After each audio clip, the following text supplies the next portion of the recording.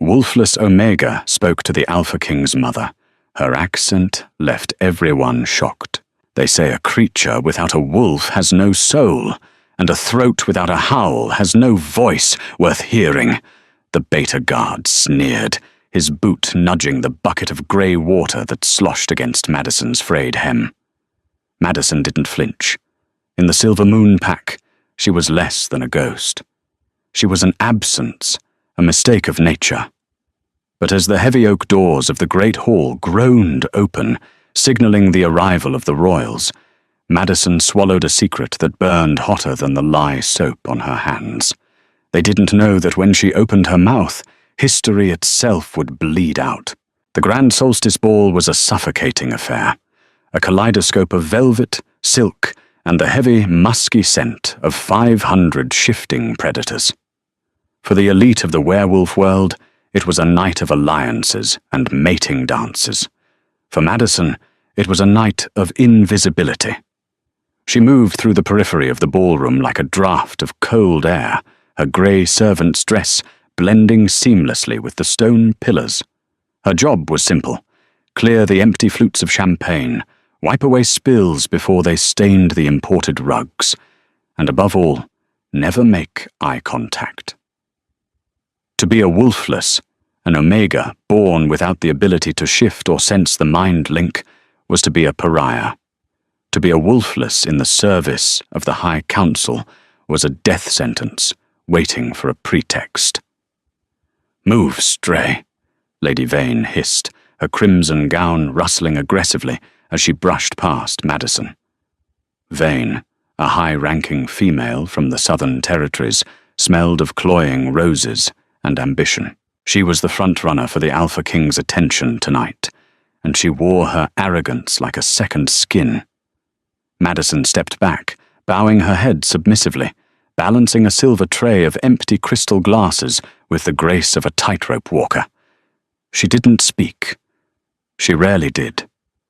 In the 3 years since she had been found wandering the borders of the Silver Moon territory, ragged and memoryless, she had learned that silence was the only shield that didn't break.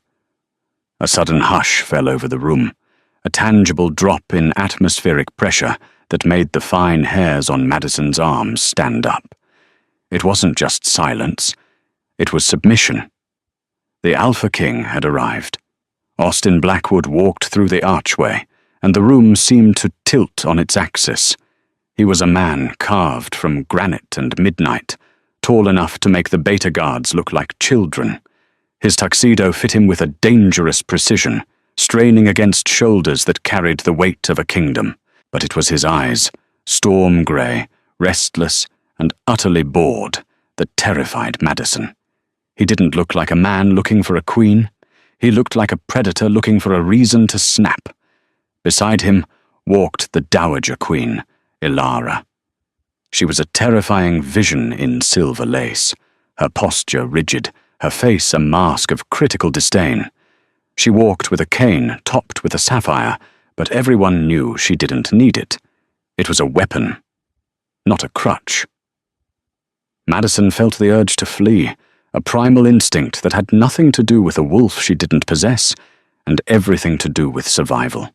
She backed away toward the service corridor, her heart hammering a frantic rhythm against her ribs.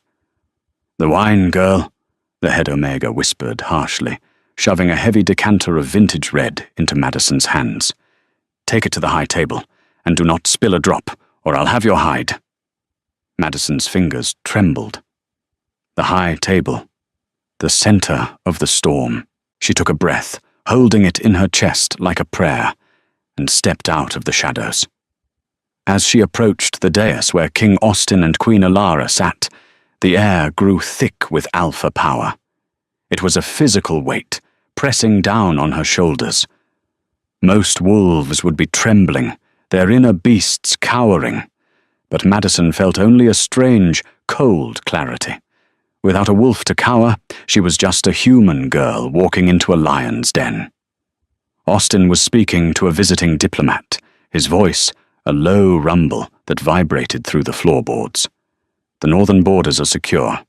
I have no interest in reopening trade routes that bring nothing but opium and insurrection. But Your Majesty, the diplomat pressed, sweating. The traditions are dead men's baggage. Austin cut him off, his tone sharp enough to draw blood. He turned, his gaze sweeping over the room, dismissing the hundreds of hopeful debutantes. Then his eyes landed on Madison. It was a fraction of a second, a king looking at a servant. But Madison felt a jolt of electricity zip up her spine, so violent she nearly dropped the decanter. Austin frowned, his nostrils flaring slightly. He leaned forward, confusion flickering in his storm-grey eyes. He couldn't smell a wolf on her. To him, she must have been a void in the sensory tapestry of the room. Madison lowered her gaze instantly, pouring the wine into Queen Ilara's goblet with practiced precision. Her hand was steady, despite the king's burning stare. "Careful!" Ilara snapped, her voice like cracking ice. She watched the red liquid rise in the glass. "This vintage is older than your entire lineage, child."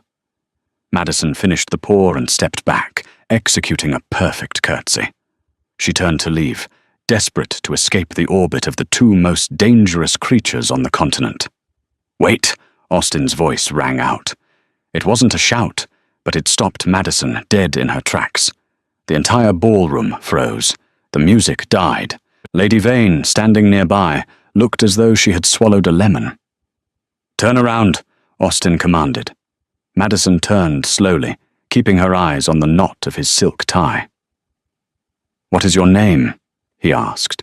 The question was simple, but the intensity behind it was baffling.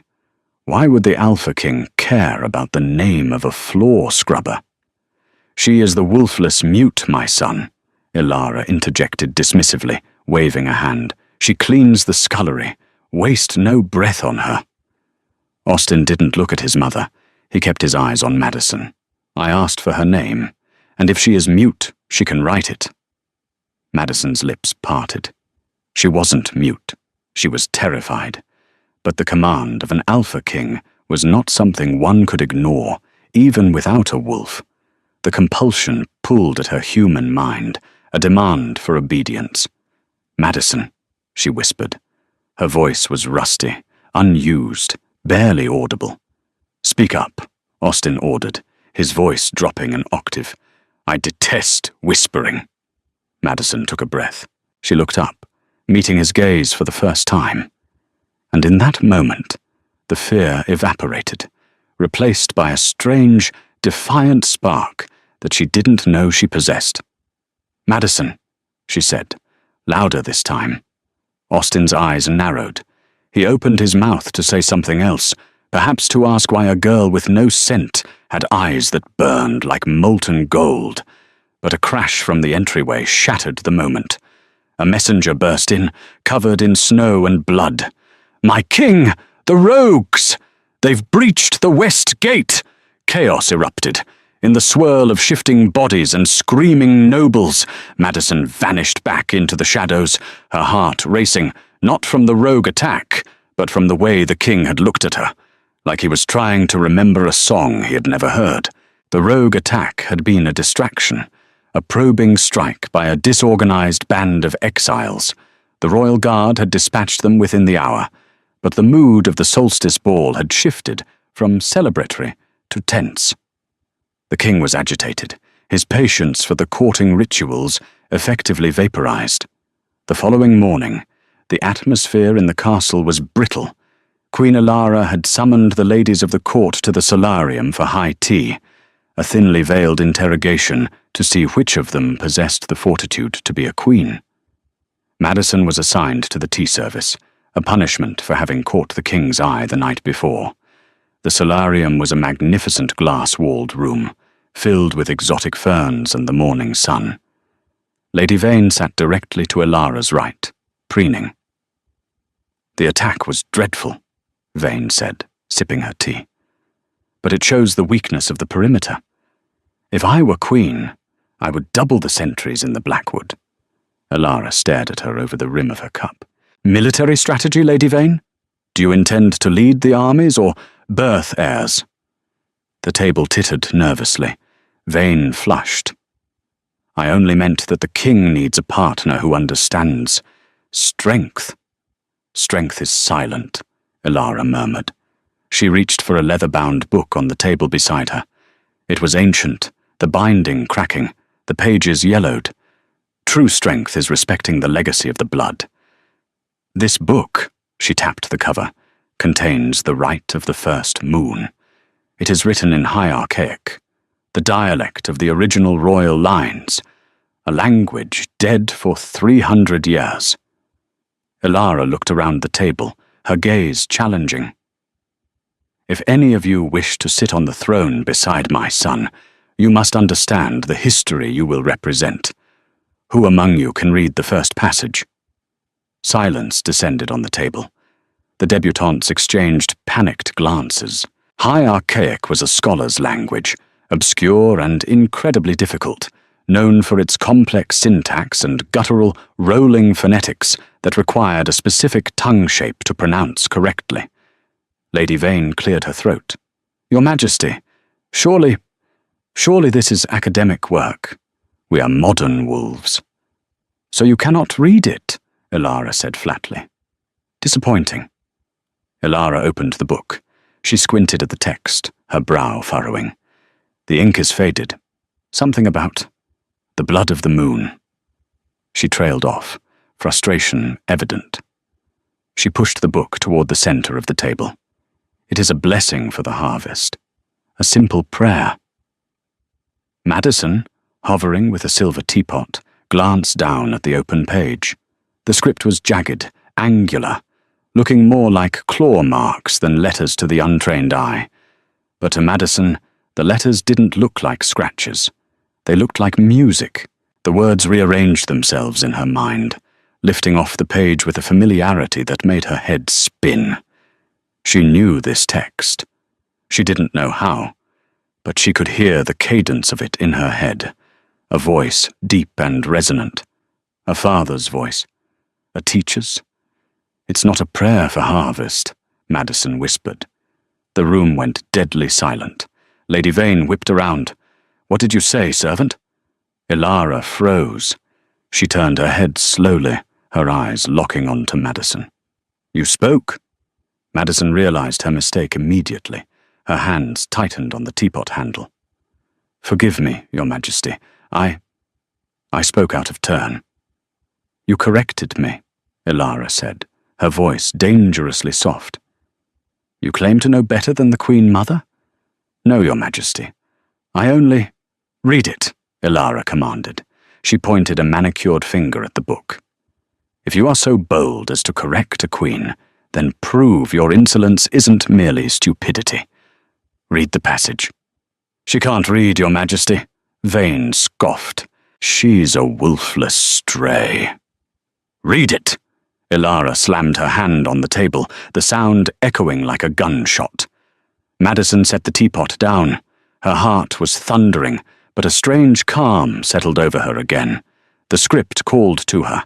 It demanded to be spoken. She looked at the page. The words were, Vala Morgulis Kahan, Dracos Naimus Ferin. Madison opened her mouth. When she spoke, the voice that emerged was not the rusty, timid whisper of the scullery maid. It was deep, resonant, and dripping with an elegance that made the modern dialect sound like the barking of dogs.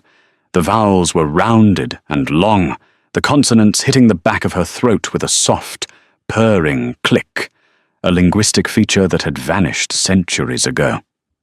It says, Madison recited, the strange aristocratic accent rolling off her tongue like liquid gold. The blood of the moon is not given, it is taken. The dragon eats the sun so the wolf may hunt in the shadow. She paused, the accent hanging in the air, thick and regal. It is not a harvest prayer, Your Majesty. It is a declaration of war, a warning from the era of the 3 crowns. The silence that followed was absolute. It was heavy, suffocating, and total. Lady Vane's mouth hung open. The other debutantes looked terrified. But it was Queen Elara's reaction that was the most shocking. The Queen Mother's face drained of all color. She dropped her cane. Her hands shook as she gripped the edge of the table. She stared at Madison, not with anger, but with a look of recognition and utter horror. "That accent," Ilara whispered, her voice trembling. "No one has spoken the high tongue with that inflection since the fall of the House of Valois." The double doors to the solarium burst open. King Austin strode in, flanked by 2 guards. "Mother, I heard you shouting. What is the—" He stopped. He looked at the frozen table. He looked at his mother, pale and shaking, and then he looked at Madison, who stood tall, the echo of the dead language still vibrating in the air around her. "What happened?" Austin demanded, sensing the shift in the room. "She—" Ilara pointed a shaking finger at Madison. "She speaks the king's English, the first king's English." Austin turned his gaze to Madison. The boredom was gone. In its place was a sharp, predatory intensity. "Who are you?" Madison curtsied, but this time the motion felt less like servitude and more like muscle memory of a court she couldn't remember. "I am no one, Your Majesty, just Madison." "No one learns that accent in a scullery," Austin said, stepping closer. He invaded her personal space, his scent of rain and cedar wrapping around her. "Speak again." "Sire." "Speak," he growled, low in his throat. "Say my name." Madison looked up into his storm-grey eyes. The connection flared again, hotter this time.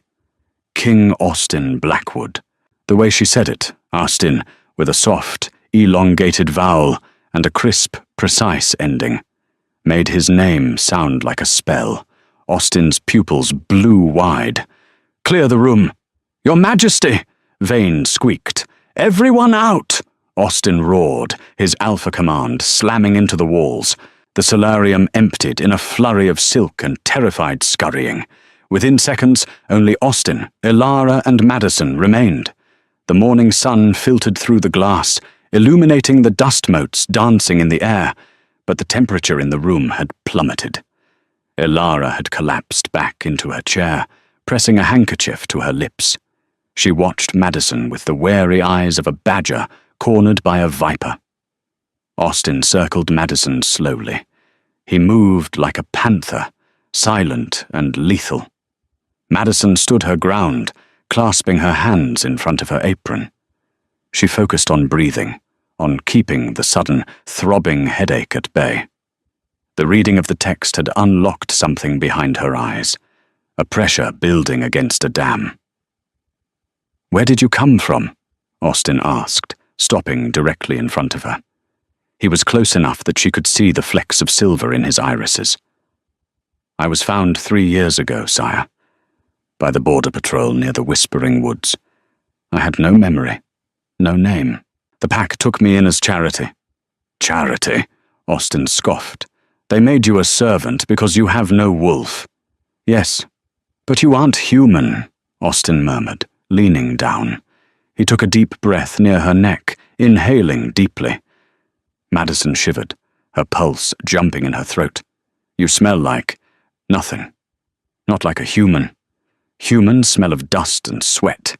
You smell like empty air, like snow before it falls." He reached out, his large hand cupping her chin, forcing her to look up.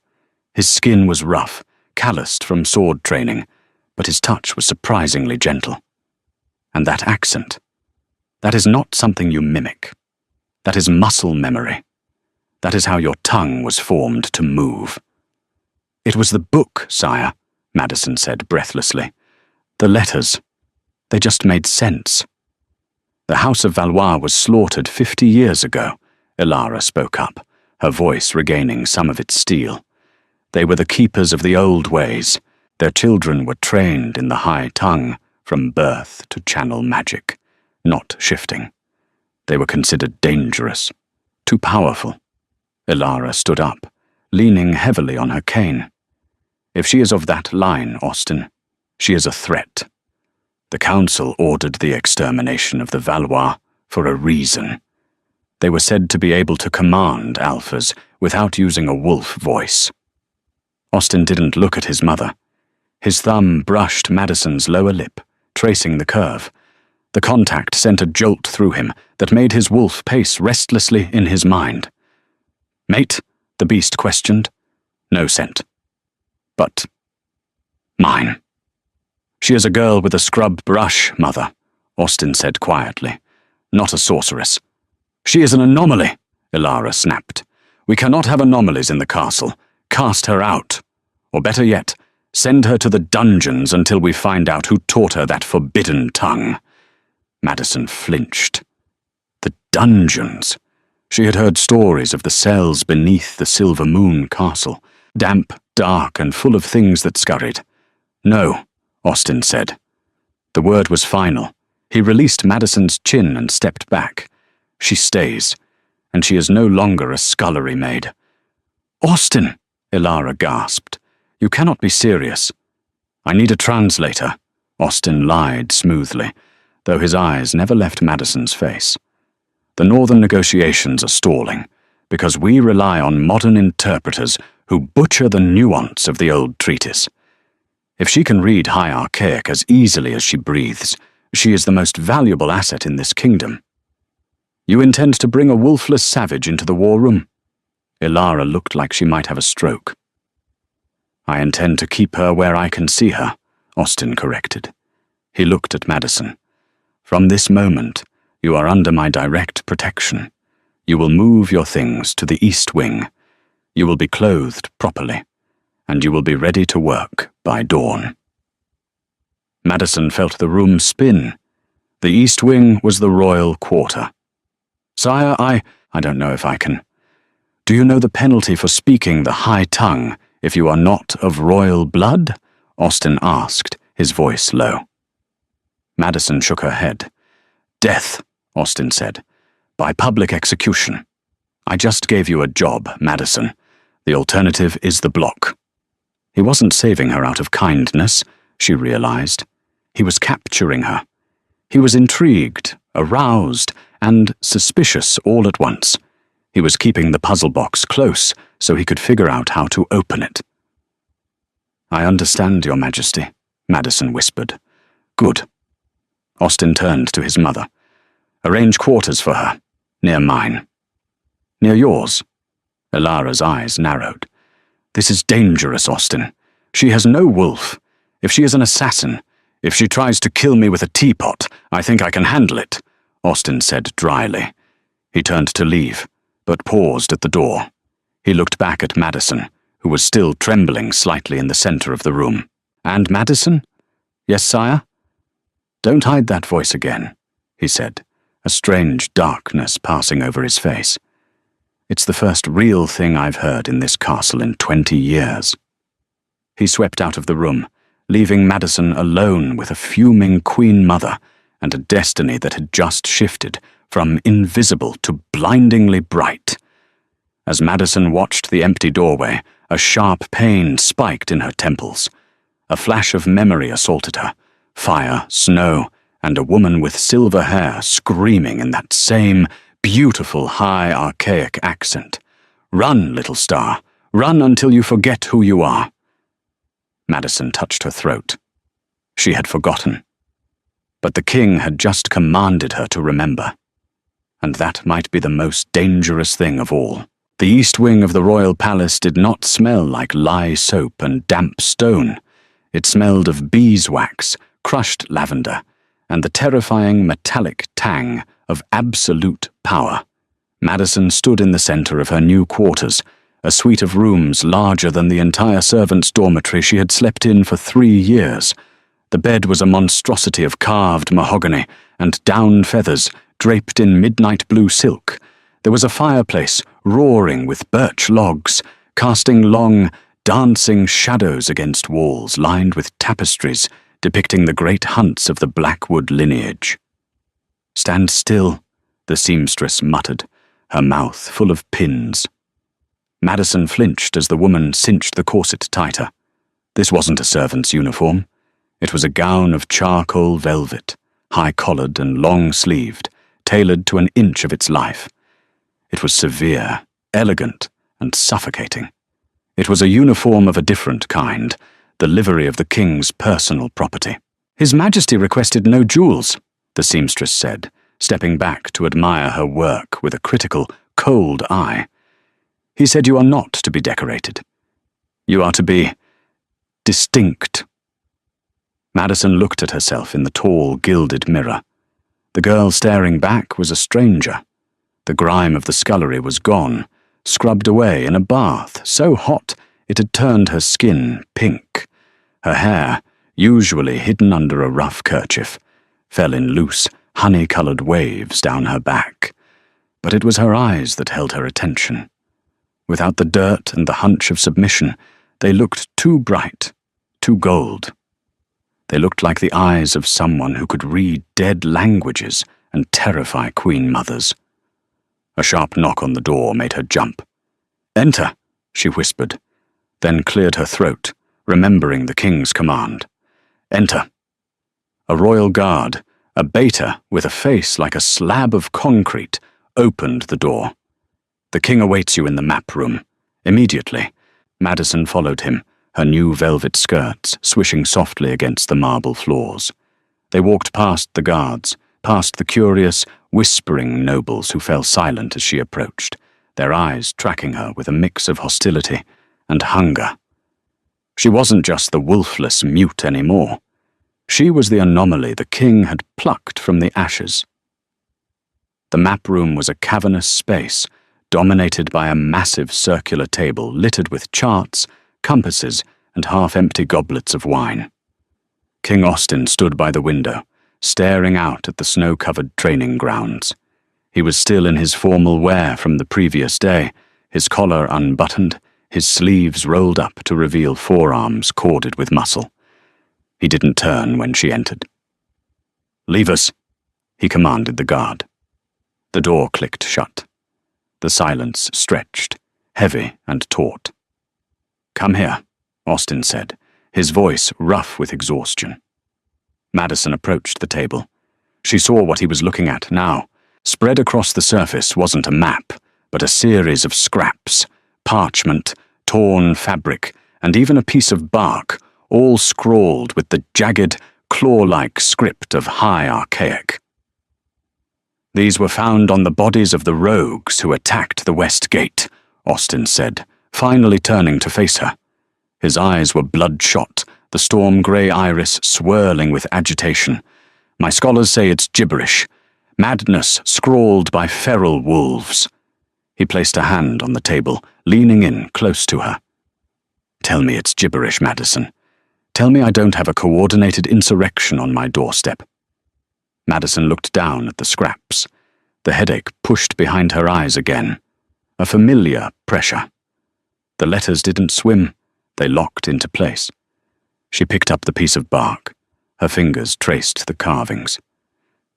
"It's not gibberish," she said softly.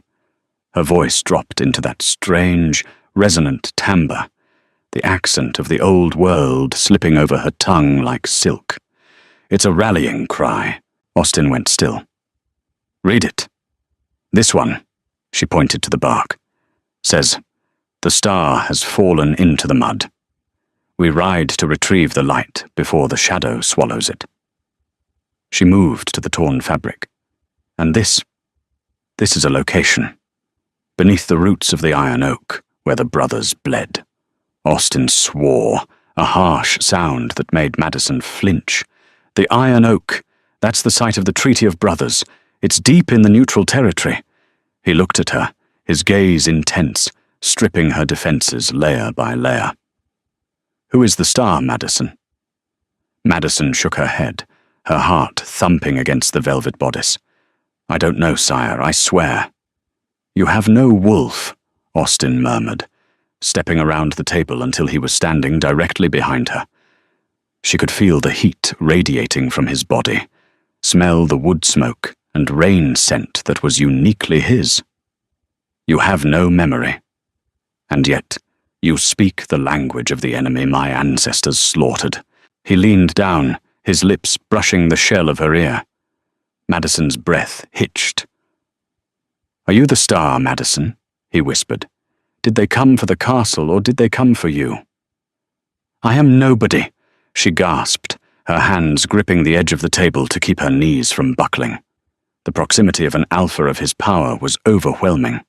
It triggered a biological imperative to submit, but her mind, her strange, human mind, wanted to lean back into him. "You are not nobody," Austin said, his hand sliding up her arm, his thumb pressing into the soft skin of her inner wrist, feeling her racing pulse. "You are the most dangerous puzzle in my kingdom, and I am going to solve you." He stepped away abruptly, the loss of his warmth leaving her shivering. "You will stay here," he commanded, moving back to the window. "You will translate every scrap of paper in this room. If you find a name, a date, or a threat, you tell me. And Madison?" She looked up. "Do not leave this room," he warned. "There are wolves in this castle who would tear your throat out just to see if you bleed red or blue. You belong to me now. That is the only reason you are still breathing." It was 3 a.m. when the door opened again. Madison hadn't moved. She sat at the massive table, surrounded by stacks of translated notes, her hand cramped, ink staining her fingers, but she couldn't stop. The text was hypnotic. It told a story of a lost empire, of a bloodline that didn't just shift into wolves, but commanded the elements. It was a history the victors had erased. Austin walked in, looking worse than he had earlier. His shirt was gone, revealing a torso scarred by battle and marked with the intricate tattoos of the royal line. He held a bottle of whiskey in one hand. He stopped when he saw her. "You're still here?" "You told me not to leave," Madison said, her voice raspy. Austin huffed a laugh, a dry, humorless sound. He walked over, pulling out the heavy oak chair beside her and collapsing into it. He took a long pull from the bottle, then offered it to her. Madison hesitated, then took it. She took a small sip, the amber liquid burning a path down her throat. "Why are you awake?" she asked, emboldened by the whiskey and the late hour. Austin leaned his head back, closing his eyes. "The noise," he muttered. 5,000 wolves in this city. I can hear them. Their dreams, their fears, their petty squabbles. It's a constant hum in the back of my skull, the curse of the Alpha King. We are linked to everyone." He opened one eye, looking at her sideways. "Everyone but you." Madison set the bottle down. "Is that why you keep me close? Because I'm a blind spot?" "You're a silencer," Austin corrected. He shifted his chair closer, the wood scraping against the stone floor. He reached out, taking her ink-stained hand in his. The moment their skin touched, Austin let out a long, shuddering breath. The tension in his shoulders dropped, the lines of pain around his eyes smoothed out. "Silence," he whispered, looking at her hand with wonder. "When I touch you, the voices stop. It's like stepping into a sanctuary." Madison looked at their joined hands. His was massive, calloused, dangerous. Hers was small, pale, stained with the words of his enemies. "I don't understand," she said softly. "I'm wolfless. I'm broken." "Maybe," Austin said, his thumb tracing the veins in the back of her hand. "Or maybe you're the only whole thing here." He turned his body fully toward her. The air in the room shifted, thickening with a different kind of tension. It wasn't the threat of violence this time. It was the heavy, magnetic pull of desire. "You possess a power you don't understand, Madison," Austin said, low, his voice rumbling in his chest. "My mother is terrified of you. The council wants you dead, and I—" He leaned in, his face inches from hers. She could see the gold flecks in his grey eyes, the dilation of his pupils. "I just want to keep touching you," he finished. Madison's heart hammered a frantic rhythm. She should pull away. He was the king. She was a servant, a mystery, a potential threat. But she didn't move. She leaned in, drawn by a gravity she couldn't name. "Austin," she breathed. It was the first time she had used his name without a title. He didn't correct her. His gaze dropped to her lips. He tilted his head, closing the distance. Madison's eyes fluttered shut. She felt his breath on her skin, hot and scented with whiskey. Bam! The door to the map room flew open. Austin snarled, a feral, guttural sound, and spun around, positioning his body between Madison and the intruder in a blur of motion. It was General Thorne, the head of the Royal Guard. He looked pale. "Forgive me, sire," Thorne gasped, averting his eyes from the king's half-naked form and the girl behind him. "But the beacon has been lit." Austin went rigid. The softness of the previous moment vanished, replaced by the cold armor of the king. "Which beacon?" Austin demanded. "The obsidian tower," Thorne said grimly. "Someone has broken into the vault of artifacts." Austin turned to Madison. His face was hard, unreadable. "Stay here. Lock the door. Open it for no one but me." "Austin." "Do as I say," he roared, the alpha command slamming into her chest. He grabbed his sword belt from the table and stormed out, leaving Madison alone in the sudden, ringing silence. The taste of whiskey and almost kisses still lingering on her lips. The next morning, the palace was in lockdown. Rumors flew through the corridors like frightened birds. Something had been stolen from the vault, something ancient and dangerous. Madison was escorted by 4 guards to the Great Hall. It was not a request. It was a summons. The hall was packed. The Council of Elders sat in a semicircle on the dais. Queen Elara sat in the center, looking like a statue made of ice and vengeance. Lady Vane stood beside her, looking triumphant. And there, in the middle of the room, stood Austin. He looked tired, his jaw set in a line of grim fury. When Madison entered, the room went silent. She walked down the long carpet, her velvet dress heavy around her legs. She felt the weight of hundreds of eyes, hating, judging, fearing.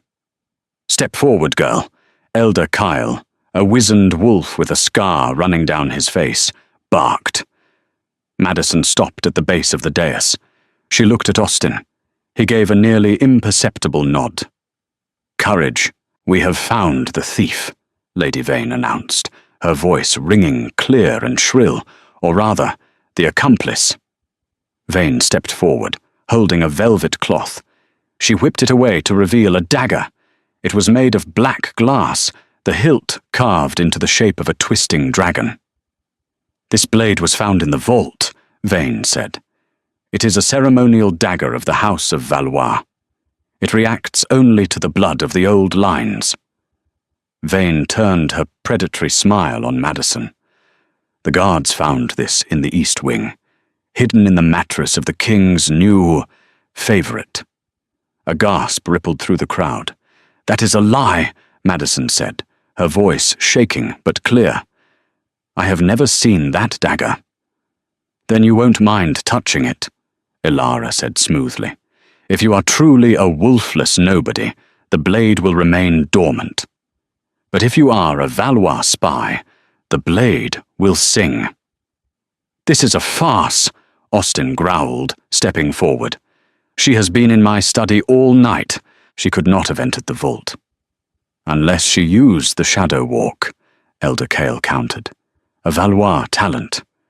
We must know what she is, my king, for the safety of the pack." Austin's hands clenched into fists. He looked at Madison. He couldn't stop this without looking like he was protecting a traitor. He needed her to pass the test. "Do it, Madison," Austin said, his voice tight. "Prove them wrong." Madison stared at the black dagger. She felt a pull, a magnetic hum in her bones, the same feeling she got from the book. The object wanted her. She reached out. Her hand trembled. Her fingers brushed the obsidian hilt. For a second, nothing happened. Vane's smile faltered.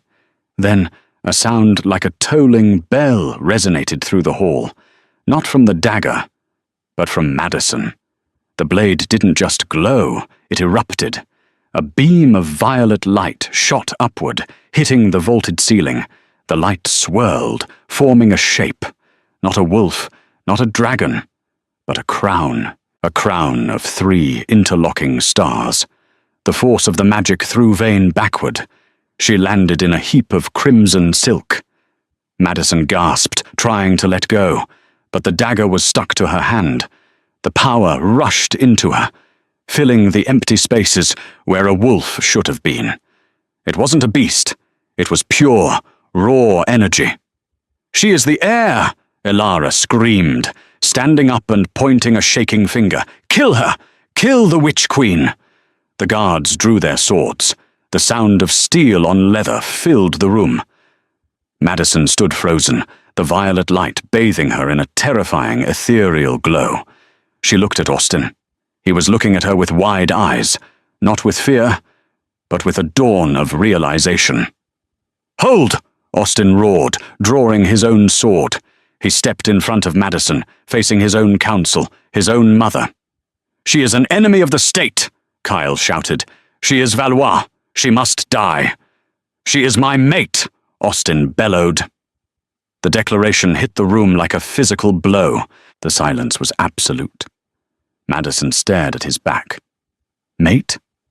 But he couldn't smell her. He had no bond. He was lying to save her. "She is my mate," Austin repeated, his voice lower, deadlier. "And anyone who raises a blade against her declares war on the king." He turned his head slightly, locking eyes with Madison over his shoulder. "Run," he commanded softly, so only she could hear. "What?" "I can't hold them all," Austin said, sweat beading on his forehead, as he held the alpha dominance over the room, fighting the will of the council. "Run to the Iron Oak. Go!" "I won't leave you," Madison whispered. "Go!" Austin roared. He lunged forward, parrying a strike from a guard who had broken the command. Chaos erupted. Madison looked at the man fighting for her, the man who found silence in her touch. Then she looked at the dagger in her hand, pulsing with the power of a dead empire. She turned and ran. She ran toward the service corridors, toward the dark, toward the truth of who she was. And as she fled, she heard the howl of the Alpha King, a sound of rage and heartbreak that shattered the stained glass windows of the great hall. The snow was not cold. It was burning. Madison ran until her lungs felt like they were filled with broken glass, her velvet dress torn on the briars of the blackwood forest. The black glass dagger was still fused to her hand, pulsing with a violet rhythm that matched her frantic heartbeat. She didn't know where she was going, only that the command run had been the last thing Austin said to her. But as the adrenaline faded, replaced by the bone-deep chill of the winter night, a new instinct took over. The dagger wasn't just a weapon. It was a compass. It pulled her northward, toward the neutral territories, toward the ancient, gnarled silhouette of the Iron Oak. She collapsed at the base of the massive tree, its roots thick as castle walls. "I am nobody," she whispered to the darkness, shivering violently. "I am just a girl with a scrub brush." "You are a liar," a voice answered from the shadows. Madison scrambled back, raising the dagger. A figure emerged from the hollow of the tree. It was a woman, cloaked in grey furs, her face marked with the same jagged tattoos that Austin bore, but hers were faded, scarred over. "Peace, child," the woman said, raising her hands. "We saw the light from the palace. We heard the bell toll." "Who are you?" Madison asked, her voice trembling. "We are the silenced," the woman said. Behind her, more figures emerged from the snow, men and women, some old, some young. None of them smelled like wolves. They smelled like ozone, like old paper, like the storm before it breaks. "We are the remnants of the House of Valois, and we have been waiting for 50 years for the dagger to wake up."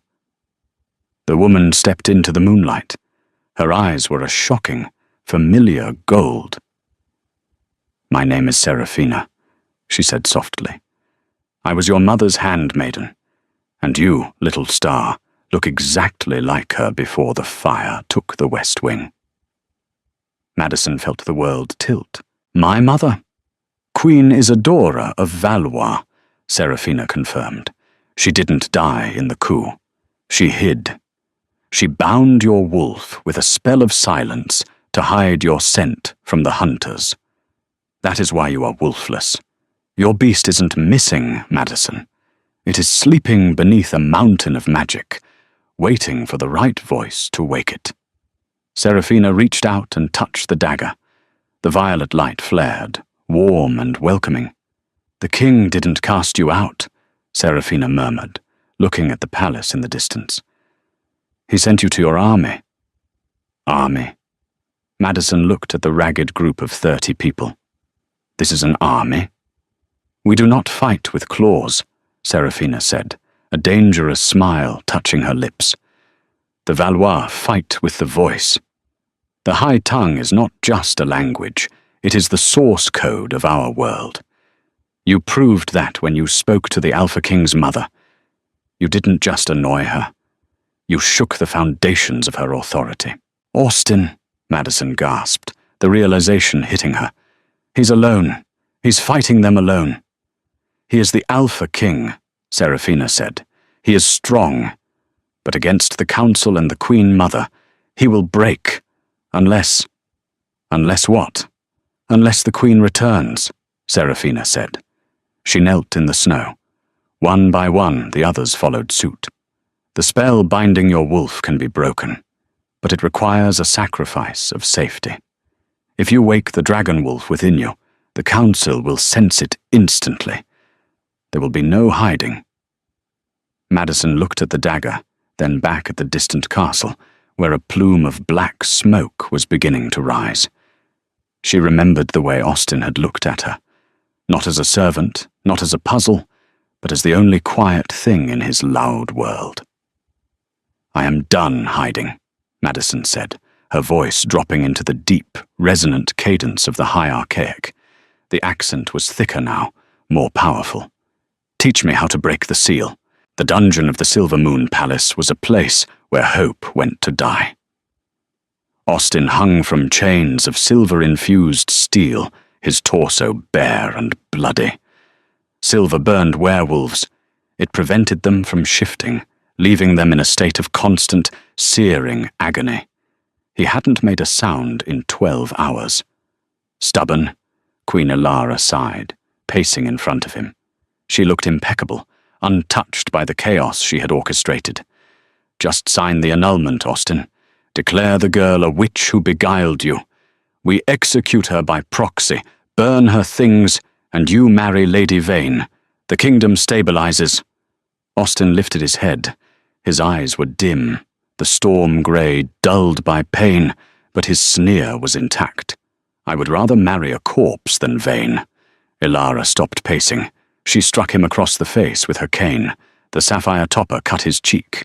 "You are a fool," she hissed. "I did everything for this family. I purged the Valois to keep us pure. Their magic is chaos, Austin. It is unnatural. That girl, she is a disease." "She is the cure," Austin wheezed, blood coating his teeth. "Can't you hear it, Mother? The silence. Even now, she's out there. And she's quieting the world." "She is dead in the snow by now," Ilara scoffed. "My trackers are the best." "Your trackers are sheep," Austin growled. The heavy iron door of the dungeon groaned. A guard stumbled in, looking terrified. "Your Majesty," he stammered. "You need to come to the courtyard. The wolves, they are kneeling." "Kneeling," Ilara frowned. "To whom?" "To the wind, Majesty. The wind is singing." Ilara went pale. She turned on her heel and marched out, leaving the door unlocked in her haste. Austin pulled at his chains. "Singing?" He closed his eyes and reached out with his mind, past the pain, past the silver burn, and he heard it. It wasn't a song. It was a chant, low, rhythmic, and vibrating with power. It was the high tongue. Vala Morgulis Kahan. The chains around his wrists began to vibrate. The silver, usually so cold and hard, started to heat up. Austin laughed, a broken, raspy sound. She came back. With a roar of effort, he pulled. The heated metal groaned. The chant grew louder in his head, feeding him strength, pouring into his veins like liquid fire. Crack! The chain on his right wrist snapped. Then the left. Austin fell to the stone floor, gasping. He stood up, shaking the numbness from his limbs. His wolf was close to the surface, snarling for vengeance. He kicked the dungeon door open and ran toward the stairs. He didn't need a weapon. He was the weapon. And his mate was calling him home. The courtyard was a battlefield of silence. Hundreds of royal guards stood frozen, their swords lowered, their eyes wide with confusion. In the center of the yard stood Madison. She was no longer the girl in the velvet dress. She wore armor, ancient, blackened steel plates over tattered silk that she had found in the iron oak. Her hair whipped around her face like a halo of gold. In her hand, the black dagger had transformed, lengthening into a sword of pure violet light. Behind her stood the 30 remnants, chanting in unison. Their voices created a physical barrier, a dome of pressure that kept the guards at bay. "Stop this madness!" Ilara shrieked from the balcony overlooking the yard. "Archers, loose!" The archers on the wall raised their bows. They released a volley of arrows. Madison didn't flinch. She looked up, her eyes glowing with a terrifying light. She opened her mouth and spoke a single word in the high tongue. "Etheris!" The air above her rippled. The arrows hit the invisible barrier and shattered into dust, raining down like harmless glitter. The courtyard gasped. "Sorcery!" Lady Vane screamed from beside the Queen. "She is a monster!" "I am the balance!" Madison's voice boomed, amplified by magic so that it reached every corner of the city. "For 50 years you have ruled by fear, crushing the spirit of the pack. You called magic a curse because you could not control it. But the wolf and the dragon were never meant to be enemies." She pointed the violet sword at the balcony.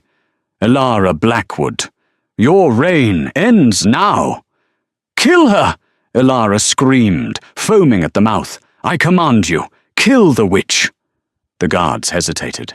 The Alpha Command was strong, but the fear of the godlike figure in the courtyard was stronger. Suddenly, a massive shape exploded from the castle doors. A wolf, a midnight black wolf, larger than any other, with storm-grey eyes and scars rippling across its flank. "The king!" someone shouted. Austin's wolf charged. But he didn't charge at Madison. He charged at the balcony. He leaped, a feat of impossible strength, his claws digging into the stone. He scrambled up the wall, roaring a challenge that shook the teeth of everyone present. Ilara stumbled back, terror finally piercing her arrogance. "Austin! I am your mother!" Austin shifted in midair, landing on the balcony in human form, naked, bloody, and terrifying.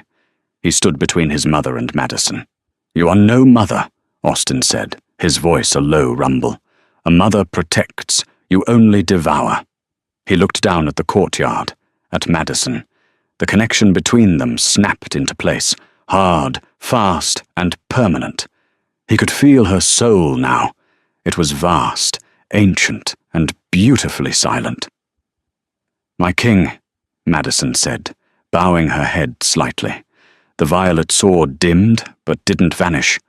Austin looked at the council, at the guards, at the city watching from the windows.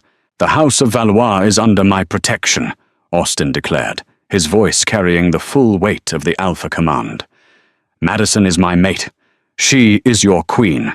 Anyone who defies this, defies the moon itself." Ilara lunged for him, a hidden dagger in her hand.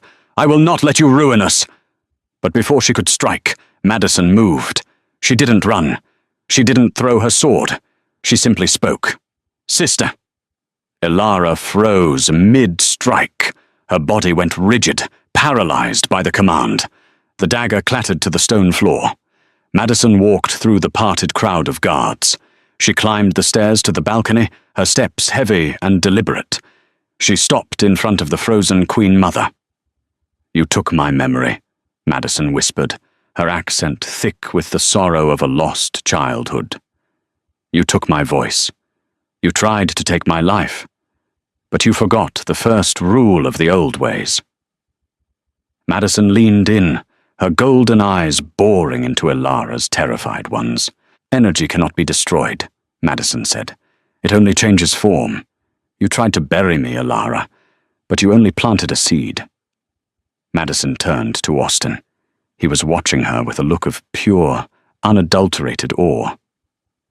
"Are you with me?" she asked him, extending her hand. Austin took it. He pulled her close, kissing her forehead, sealing the bond in front of the entire kingdom.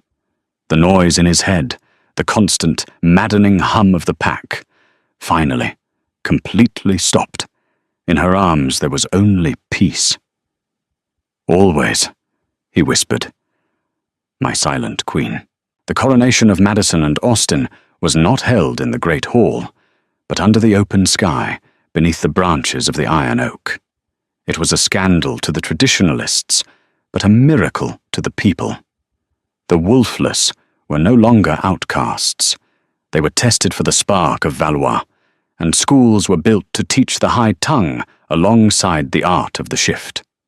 Madison never fully recovered the memories of her first 5 years, but she made new ones. She ruled not with fear, but with a voice that could calm storms and break chains. And every night when the castle slept, the Alpha King would hold his queen, listening to the beautiful, perfect silence of a love that had defied history. They proved that destiny isn't written in the stars.